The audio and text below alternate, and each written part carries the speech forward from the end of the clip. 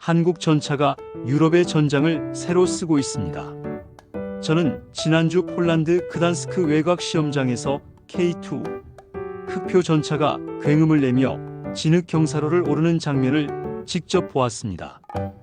폴란드 육군 시범운용 팀장 파웰 소령은 속도가 아니라 신뢰성이 결정적이었습니다라며 흙 묻은 장갑을 두드렸습니다.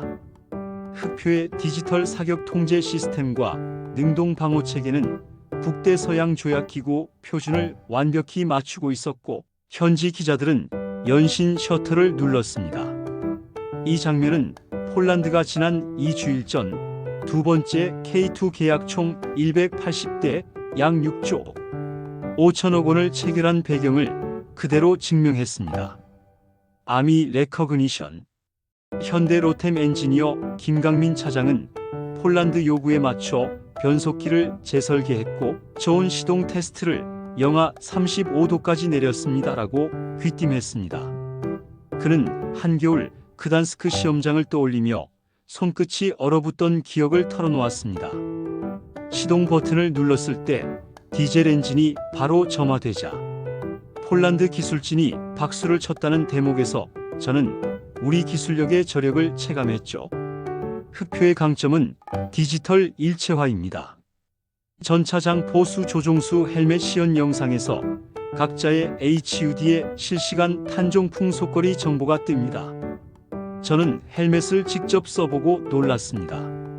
머리를 살짝 돌리면 레이저 거리계 데이터가 시야 오른편에 나타났고 트리거에 손을 얹으면 포신 방향이 HUD의 굵은 빨간 선으로 연동됐습니다. 훈련장 밖 컨테이너 사령부에서는 전차 내부 센서 데이터가 광섬유 링크로 전송되어 즉시 정비 시뮬레이션으로 들어갑니다. 폴란드가 두 번째 계약에서 현지 조립을 선택한 이유가 여기에 있습니다. 조립 라인에 디지털 예지 정비 스테이션까지 들여오면 전차 상태를 실시간 모니터링하며 즉시 부품 교환 주기를 계산할 수 있기 때문입니다. 한국관광공사 이번 계약 체결 현장을 취재하면서 느낀 것은 방산 계약이 단순 무기 판매가 아니라 기술 생태계 수출이라는 점이었습니다. 폴란드 국영 방산 기업 PGJ 관계자는 우리는 흑표를 단순히 사오는 것이 아니라 스마트 팩토리 라인을 통째로 들여오는 셈이라고 말했습니다. 실제로 두 번째 계약에는 방열 소재, 복합 장갑, 사격 통제 알고리즘 라이선스까지 포함돼 현지 기술진이 한국 엔지니어와 어깨를 나란히 하게 됩니다. K2 흑표가 유럽 시장에서 가치를 인정받는 결정적 요인은 가벼운 차체와 하이드로 피스톤, 현가 장치 덕분에 지형 적응력이 뛰어나다는 점입니다. 폴란드 북부 비스튜라 습지를 통과하는 시험에서 흑표는 동일 지점에서 엔진 출력, 손실 없이 평균 55km 속도를 유지했습니다. 미 육군의 에이브럼스, 독일의 레오파르트 2 전차가 동일 조건에서 속도를 낮췄던 것과 대비됩니다.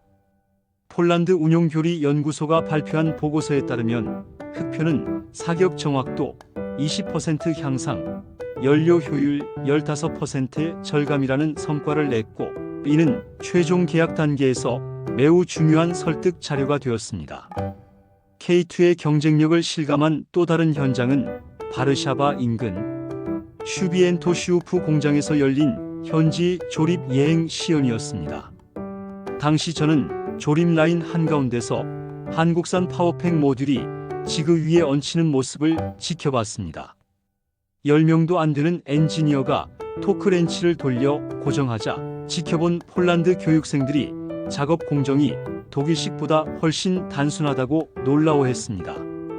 공장장 안제이는 일체형 모듈 구조 덕분에 조립공이 복잡한 전기 배선을 만질 일이 없다고 귀띔했습니다. 이 공정 단순화가 부품 재고를 줄이고 생산 속도를 높여 방산 수출의 틈새 시장을 공략하는 한국형 전략입니다. 방산 협력은 전차에만 그치지 않습니다.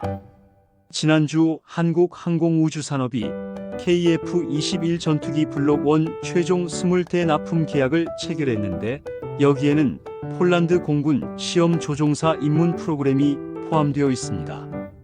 에이비에이션 위크. 폴란드가 미래 공중전력까지 한국과 손잡겠다는 의지를 드러낸 셈이죠. 저는 사천 비행장에서 6번째 시제기가 이륙하는 모습을 목격했습니다. 인도네시아 공군 시험 조종사가 동승했고 착륙 후 조종석에서 내리며 기체 응답성이 서방 4.5세대 전투기와 필적했다는 짧은 소감을 남겼습니다. 조너 MILITAR.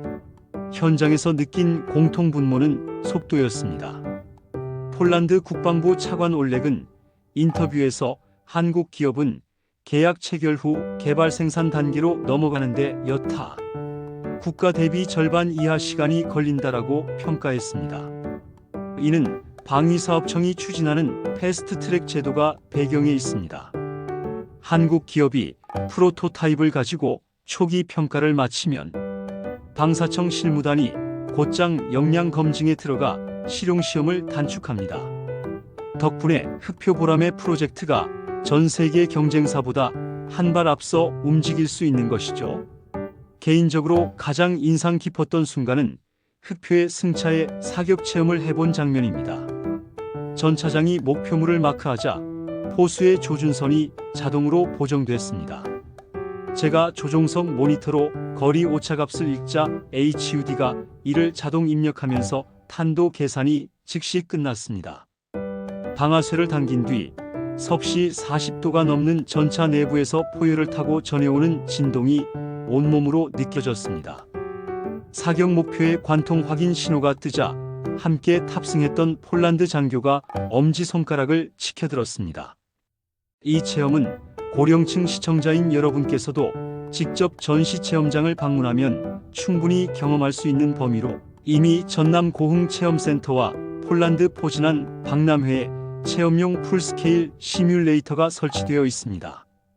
전차를 떠나 훈련소 내 전시관을 둘러보니 레오파르트2, 에이브럼스, 흑표, 동시비교 모형이 놓여 있었습니다.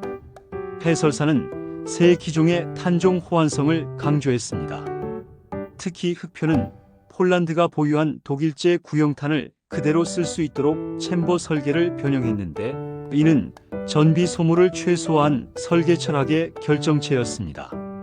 제가 현장에서 만난 한국인 품질관리 엔지니어 이은진 씨는 탄약 호환성을 확보하느라 한국 생산라인에서는 물론 폴란드 실탄 창고 방습 조건까지 시뮬레이션했다고 뒷이야기를 전했습니다.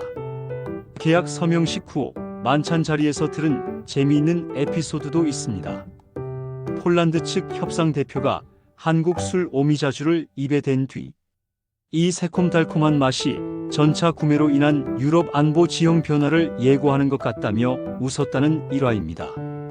분위기는 가벼웠지만 그 뒤 환담에서 양국 대표단은 공동훈련, 상황 공유 네트워크, 무기체계 공동개발 의지를 확인했습니다.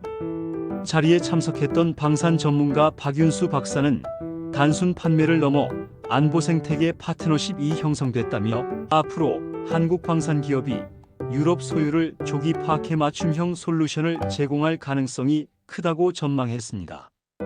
흑표의 유럽 진출은 단지 판매 실적이 아닙니다.